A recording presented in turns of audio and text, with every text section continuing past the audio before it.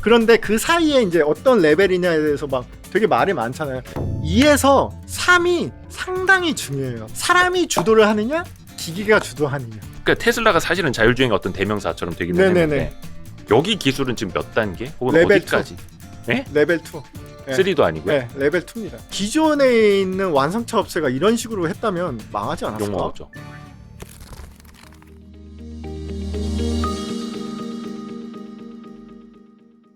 현대차에서 이제 스택이라는 걸 만들어서 그쵸. 수소를 네. 연료 전지로 네. 이렇게 전기로 변환을 해서 이제 활용을 하도록 하고 있는데 네. 말씀하신 것처럼 결국은 어떤 수소 스테이션 네네. 충전할 수 그쵸. 있는 충전소들이 네. 중요한데 우리나라에서도 최근에 수소차 관련된 인프라도 그렇고 네네.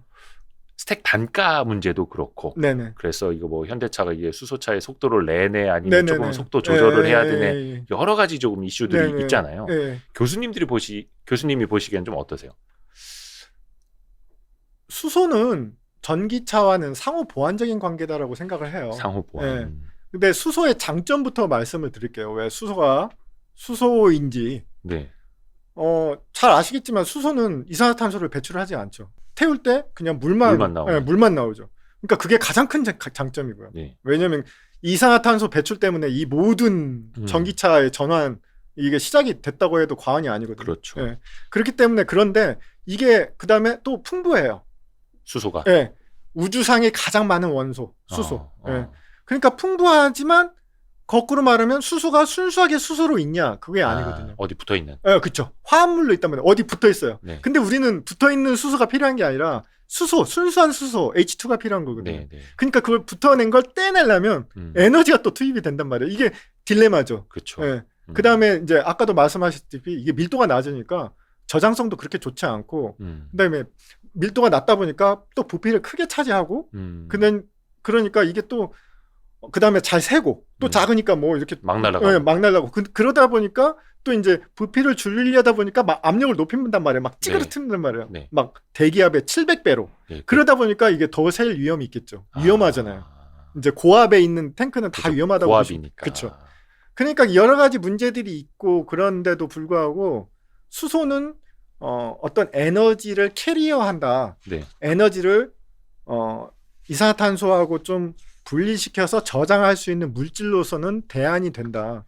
그렇지만 뭐 제가 봤을 때는 전기차를 절대 넘지는 못한다.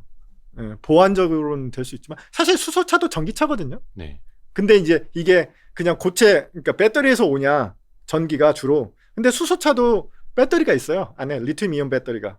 배터리가 있고 그렇죠. 보완적으로 있고 그렇죠. 수소 연료 전지가 있고요. 스택이 있고요. 네. 그게 이제 서로 충분히 여유가 있을 때는 배터리를 충전도 하고 모자랄 때는 같이 막 이렇게 전기 에너지를 모터에 공급도 해주고 그러니까 이게 결국에는 전기차인데 이게 배터리 전기차냐 아니면 수소 연료 전기차냐 그 차이만 있을 뿐 전기차로 가는 건 맞고요. 그렇지만 수소 연료 전지는 여전히 한계는 있다. 왜냐하면 수소를 얻기 위해서 또 에너지를 투입을 해야 되기 때문에 그다음에 뭐 보관 이송 뭐 그런 데 문제도 있고 이제 뭐 이야기도 하겠지만 뭐 수소 연료 전지도 여전히 또 이제 내구성 문제 그런 것들이 있기 때문에 그걸 갖다 이제 극복하기 위해서는 또 계속 개발이 필요한 상황이죠. 그러니까 스택 단가도 낮춰야 되는데 그 안에 그 촉매제가 그쵸. 또 엄청 비싸다면서 뭐 그 촉매 이제 백금이 백금, 된다. 그렇죠. 백금이 들어가긴 한데 백금이 진짜 소량 들어가긴 한데 여전히 뭐 들어가는 건 사실이고요. 그러니까 스택을 만들 때 이제 스택이 결국에는 이게 샌드위치처럼 막 패널이 이렇게 붙거든요. 네네, 이렇게. 이렇게 막 무슨 이렇게 쌓는 거죠. 그쵸. 스택이 쌓는다는 개념이니까. 근데 그걸 만드는 어떤 그 공정이 시간이 많이 걸리고 뭐 그러다 보니까 이제 이게 단가가 비싼 건데 여전히 내구성 촉매라는 게 결국엔 보시겠지만 뭐든지 처음 했을 때는 되게 효율이 좋은데 자꾸 쓰면 이 표면 같은 데가 막 더러워지고 아무래도 오염이 되잖아요. 그러니까 이게 처음보다 이제 성능이 자꾸 떨어진단 말이에요. 그런 이제 내구성이 중요한데 저는 수소 연료 전지차가 여전히 그렇다고 전기차의 옵션이 하나만 있을 수는 없잖아요. 전기차만. 그러니까 수소 연료 전지차는 화물차. 그러니까 정기적으로 어느 일정 구간을 왔다 갔다 하면 그냥 A라는 구간에 충전소 있고 B라는 충전소 있으면 굳이 거기를 벗어날 필요가 없잖아요. 왔다 갔다 하고 그다음에 화물차 뭐 부피 크잖아요. 뭐 어디 뭐 탱크 뭐 몇 개 놔도 네. 뭐 전혀 수용차는 몇 개 놨다가는 뭐 이제 안에 캐빈 룸이 뭐 줄어든다, 뭐 용적이 줄어든다, 너 뭐 저기 트렁크에 저기 골프백 5개 들어가는데 넌 몇 개 들어가냐 막 그런 게 될 수 맞아요. 있는데 네. 얘 같은 경우는 뭐 화물차는 그런 거 좀 그렇죠. 제약으로부터 자유로우니까. 자유로우니까. 예. 저는 화물차가 가야 되지 않나. 수소 연료 전지차는. 예. 실제로 그래서 현대차도 그 수소 화물차 그쵸. 예, 그거 예. 잘 하고 예. 있고 수출도 하고 있고 예. 또 해외에서도 수소 트럭 개발도 열심히 하고 있는 걸로 그쵸. 알고 있고 예. 약간 이제 모빌리티 미래 기술로 조금 넘어가 볼게요. 네네. 사람들이 제일 많이 관심 갖는 게 자율주행 기술 아닙니까? 네. 이게 어떻게 보면 약간 지금 현실로 조금씩 네네. 와 있고 거의 네. 자율주행 한 5단계 중에 2단계까지는 네. 어떻게 보면 우리 삶에 조금은 네. 이제 들어와 있는 것 예. 같고 예. 요거를 좀 정확하게 좀 표현을 좀 해주세요. 이게 네. 자율주행 기술이 좀 예. 제가 말씀드릴게요. 네. 제가 뭐 그 어떤 에피소드를 말씀드리면 지난번에 부산을 한번 갈 기회가 있어가지고 근데 아침 되게 일찍 갔어야 됐어요. 네. 아침 9시까지 도착해야 되니까 거의 뭐 3-4시간 걸리니까. 대전에서 예. 대전에서 예, 부산까지. 그렇죠. 일어나서 가야 되는데 예. 저 운전 좋아하는데 누가 네. 좀 해줬으면 좋겠더라고요. 아, 그렇죠. 예. 그러니까 그럴 때 자율주행이 있었으면 얼마나 좋았을까. 음. 그냥 버튼만 누르고 행선지 그냥 목적지만 누르면 좀 잠 좀 잤으면 하는 생각이 있었는데 지금 자율주행은 기본적으로 어떤 단계로 표현을 해요. 네. 정량적으로. 그러니까 레벨이라고 하는데 뭐 그래서 레벨이라는 거 아마 많이 들어보셨을 것 같아요. 그러니까 레벨 0이 있고 네. 레벨 5가 있어요. 네. 그러니까 0, 1, 2, 3, 4, 5. 네. 그러니까 0은 그냥 아무것도 없는 거. 그쵸. 그냥 예. 사람이 무조건 하는 거. 지금 그냥. 제 차처럼. 예. 아니요, 있으실 거예요. 뭐든지 요즘은 상당히 그 주행 보조 장치들이 있어서 뭐 0보다는 1에 가깝지 않을까 이렇게 네. 생각해 보는데 네. 5는 정말 어디다 갖다 놔도 그냥 음. 알아서 자기가 막 네. 진짜 사람보다 더 잘하는. 네. 그런데 그 사이에 이제 어떤 레벨이냐에 대해서 막 되게 말이 많잖아요. 네. 야, 이건 레벨 2야, 뭐 레벨 3이야, 뭐 레벨 4까지 갔어. 그러는데 두 개로 크게 보셔야 될 것 같아요. 두 개로. 이제 우리가 흔히 쓰는 레벨 단계가 여러 가지 그 정의가 있긴 한데 주로 많이 쓰는 정의가 미국 자동차 공학회라고 하는 데가 있어요. SAE라고. 네. 예. 근데 그 공학회에서 레벨을 정했어요. 사람들 뭐 의견도 듣고 뭐 소비자들한테 의견도 듣고 산업체한테 의견도 듣고 해가지고 정했는데 0, 1, 2까지. 네. 그러니까 첫 번 세 단계까지는 네. 아무튼 사람이 주도권을 잡고 운전하는 거. 뭐 도와주긴 했는데 기계가 아하. 0, 1, 2. 주도권이 사람에게 있는. 사람이 운전을 하는 주체. 네. 뭐가 도움을 받든 안 받든. 네, 네, 네. 그 다음에 3, 4, 5는 기계가 주체예요. 아. 그러니까 이거는 기계가 운전하고 사람이 거드는. 그쵸. 예, 그쵸. 예, 그 정도 차이만 있을 뿐. 예. 그러니까 어떻게 보시면 이제 편집장님 보시면 2에서 3이 상당히 중요해요. 제가 봤을 때는. 2에서 3이. 예. 사람이 주도를 하느냐, 기계가 주도하느냐. 그러니까 결국에 그 차이니까 지금은 기계가 주도한다? 없죠. 아직은. 네, 없죠. 기계가 주도하는 자율주행차는 없어요. 그러니까 5단계는 아예 그냥 사람이 자도 되고 네, 그쵸. 핸들이 없어도 네, 되고 이거고 그쵸. 네. 4단계는 가끔 사람이 그쵸. 터치 사람이 몇 번. 가끔 개입하는 거. 네. 그 정도. 근데 3단계라면 네. 달리고 우회전하고 좌회전하고 계속 전방은 주시하고 있고 예, 그래도. 그 정도는 이제 해주는. 근데 이게 일론 네. 머스크가 하도 뻥을 많이 쳐서 그런지 모르겠지만 예. 자기네들은 그 FSD라고 해서 풀 셀프 드라이빙이라고 예, 하죠. 예, 예. 완전 자율주행. 그쵸, 그쵸. 사실 완전 자율주행을 다음 달에 내놓겠다라는 말을 한 10대 번은 한 것 같긴 한데 그쵸. 지금 그러니까 테슬라가 사실은 자율주행의 어떤 대명사처럼 되긴 네네네. 했는데 여기 기술은 지금 몇 단계? 혹은 레벨 어디까지? 예? 레벨 2. 예. 3도 아니고요? 네, 레벨 2입니다. 제가 봤을 때는 레벨 2예요. 예. 오. 왜냐면 예. 저 레벨 3로 갔을 때는 3단계로 갔을 때는 정말 기계가 주체가 돼야 돼요. 만약 사고가 났다. 네. 근데 만약 그러면 야 전방 주시를 했어 안 했어? 그것도 사실 문제가 될 거거든요. 막 보험회사라든지 네, 그런 네, 거. 네. 왜냐면 야 이게 누가 부주의해서 한 거야? 뭐 지금까지는 거의 대부분 사람이 부주의해서 아니면 뭐 이게 급발진이다 그런 경우가 아니면 이게 결국엔 사람이 책임을 지는 거잖아요. 어떤 네. 사고에 대해서. 네. 뭐 거의 대부분 아닌 경우도 있겠지만 그런데 잡지에도 밝혔지만 레벨 2다. 근데 이제 말씀하셨다시피 편집자님 말씀하셨다시피 이전에 오토파일럿이었죠 이름이. 아, 네. 예. 근데 이제 FSD, 풀 셀프 드라이빙으로 바뀌면서 그 이름만 들으면 사실 오토니까 그냥 그쵸. 오토파일럿 있잖아요. 그 비행기처럼. 비행기처럼. 네. 그러니까 그냥 목적지만 누르고 그냥 잠자면 되는 거 아니야? 왜 이런 게 보면 뭐 사진 같은 데 올려 있잖아요. 네. 뭐 손 떼면 갑자기 또 알람 울리니까 거기다가 뭐 물병 같은 거 꽂아놓고 막 거기서 막 잠자고 있고 그런 담요 거 깔아놓고 유튜브에 많이 올라왔죠. 예, 그러다 사고 난 그러잖아요. 사람들도 예. 많고. 그리고 최근에 제가 무슨 뭘 봤는데 동영상을 봤는데 왜 라인 트래킹 하는 거 있잖아요. 라인 트래킹. 네네. 그 차선 유지. 그럼 우리나라 차들도 이미 예, 많이들 하고 있죠. 도입이 돼 그건 있죠.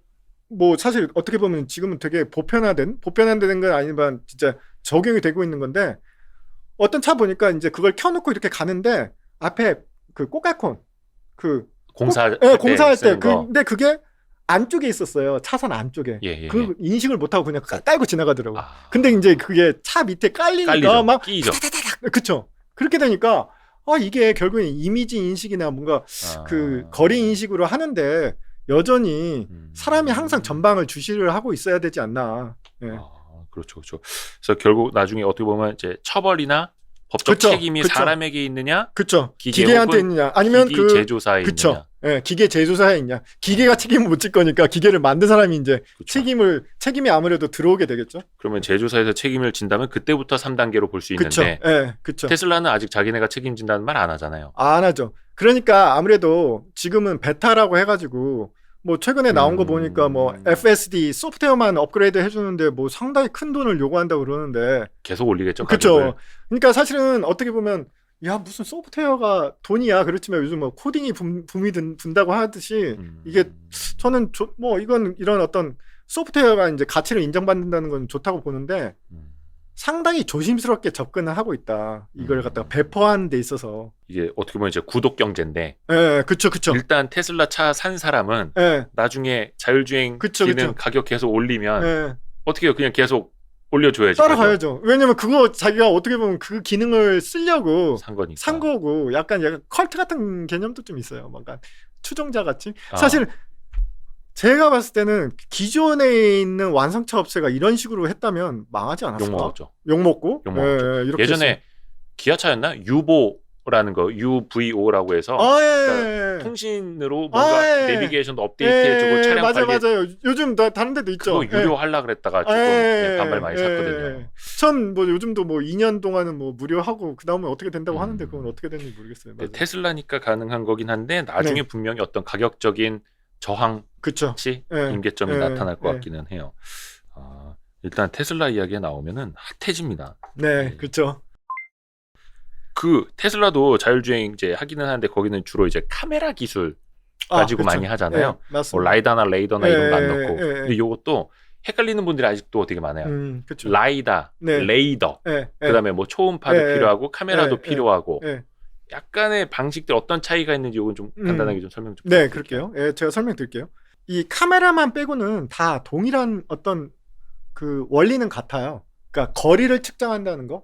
그 레인지 센서라고 하는데 이제 라이다는 그런데 거리를 측정하기 위해서 뭘 쏘냐면 레이저를 쏴요.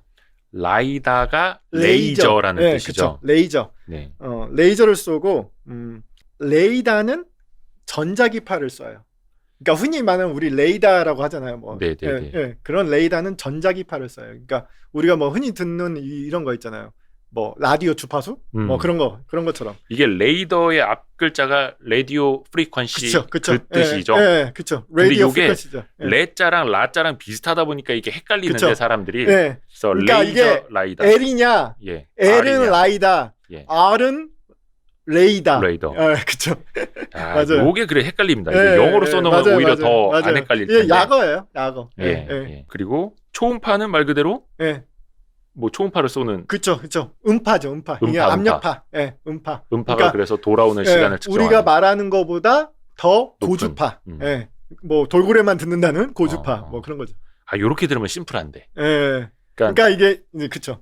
되돌아오는 그 값을 네, 초음파로 보느냐, 네. 아니면은 좀 레이저로 보느냐, 그쵸. 아니면 라디오 주파수로 그쵸, 보느냐, 그 차이인데. 그쵸.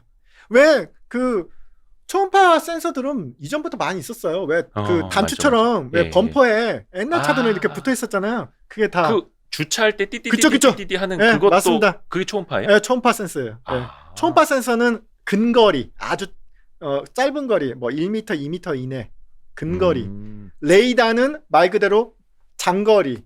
예. 그런데 이제 레이더는 거의 뭐 전투기도 잡아내고 하는 게 진짜 장거리. 그렇죠. 예. 근데 또 다른 점이 레이더는 약간 3차원으로 그것도 보긴 하는데 약간 그 분해능이라고 해야 되나요? 그런 거 있잖아요. 우리 야, 너 화소 얼마야? 카메라 뭐 그런 건데 네. 좀 그게 라이다보다는 떨어지죠.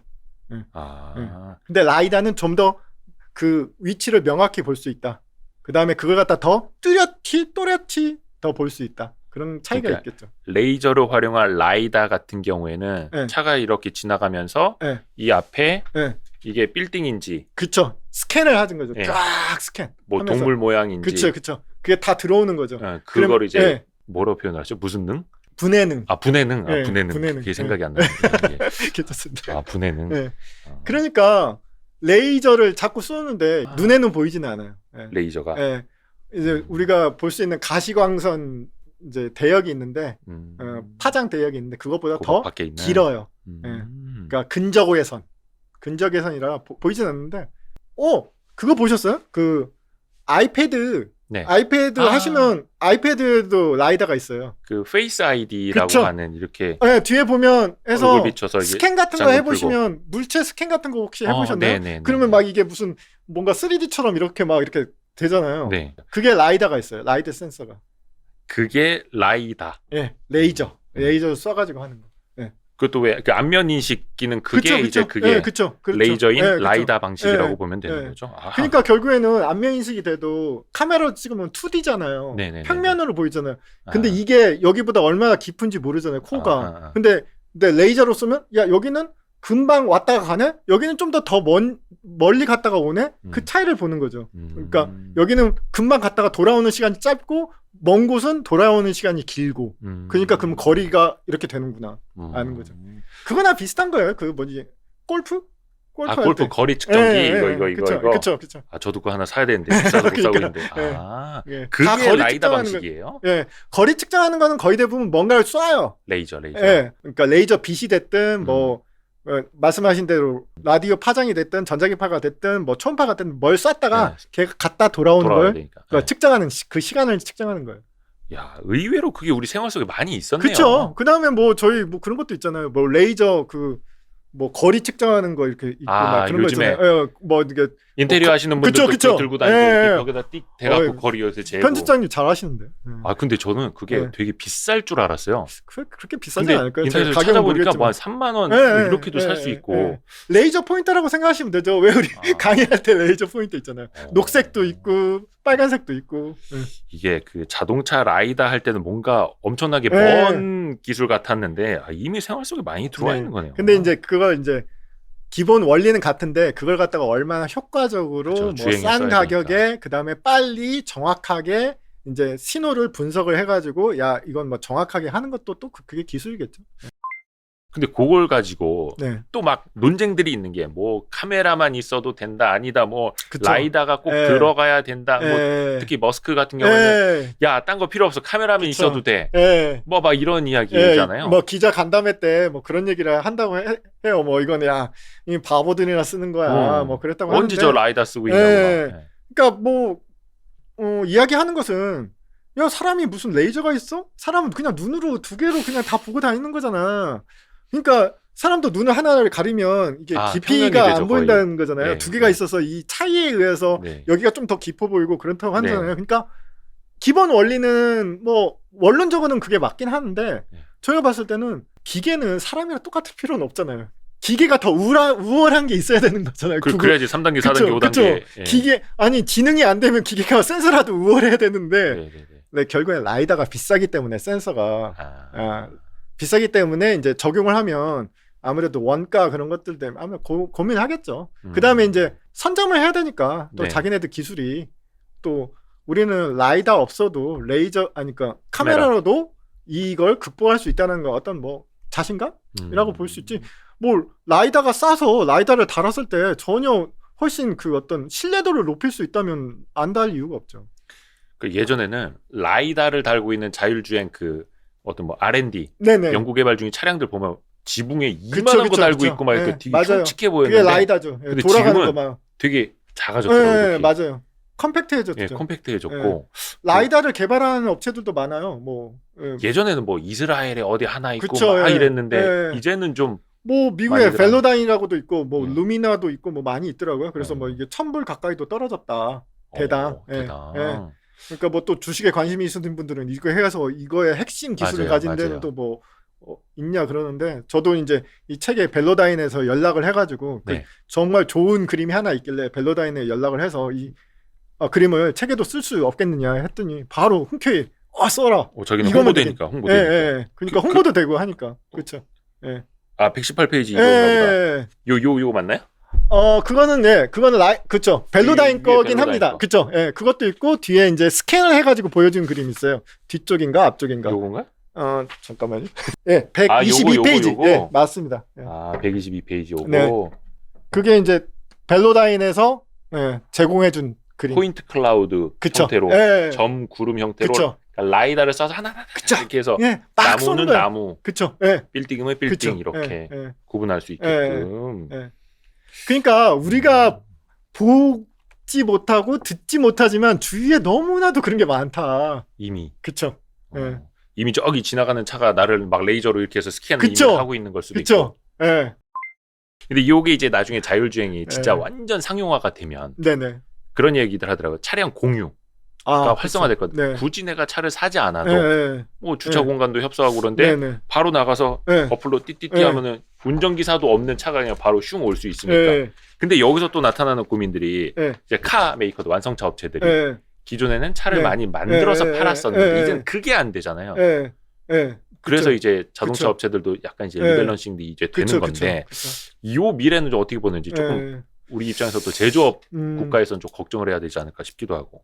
그러니까 카메이커들도 옛날에는 사실은 그런 생각도 들거든요. 저는 주차장에 왜 이렇게 주차도 많고 주차가 이렇게 난립해 있는데 이걸 갖다가 왜 이렇게 적극적으로 못할까. 근데 여러 가지 이유가 있겠죠. 차도 팔아야 되고 카메이커의 입장도 있고 뭐 그러니까 뭐 그렇게 하겠지만 그러니까 자꾸 자동차 회사나 그런 기존의 완성차 업체들에서 여러 가지 다각도로 모색을 하는 거죠.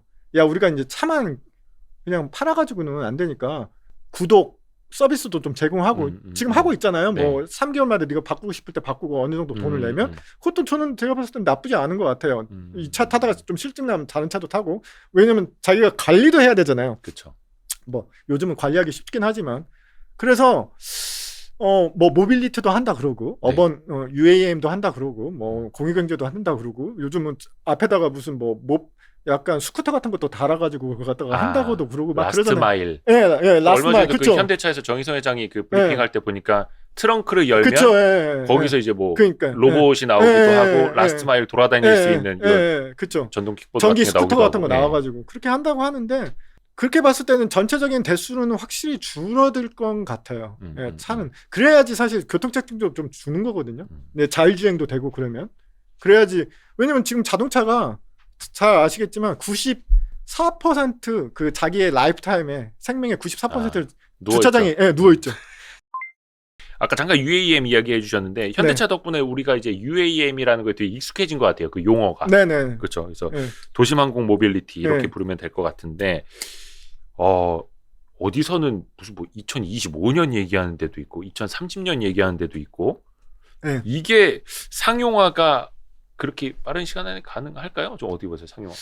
기술의 완성도는 꽤 되지 않았나 싶고요. 그런데 이제 문제는 뭐냐면